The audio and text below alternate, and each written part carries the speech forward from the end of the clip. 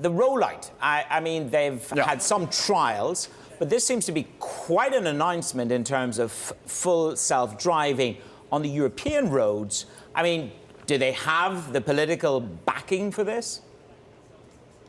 Yeah, look, this is really consequential. In terms of the details, FSD, by the way, full self-driving, Tesla admits this, it's not actually full self-driving, it's a level of autonomy that gets you closer to that. So the naming is a little off, but Tesla have acknowledged that. It's consequential because they charge about $8,000 a year for a subscription to this in the US. So it's a potential additional revenue driver for them, both in Europe and in China. The China part's really interesting. Elon Musk made a trip there in April.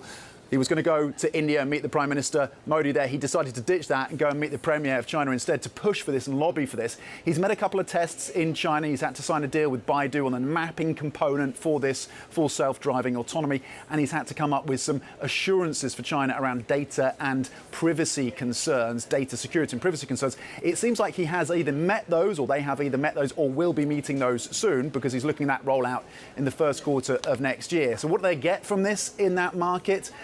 Possibly that $8,000 additional, depending on how they price it in terms of the subscription for this, at a time when, of course, they've cut the price of their models in that Chinese market. They've seen their market share go from about 10% to about 7% by the end of last year. The first 8 months of this year, they've seen sales fall by about 6%. So they need those additional revenues from their largest overseas market. They will be hoping that FSD and approval on that front will get them there.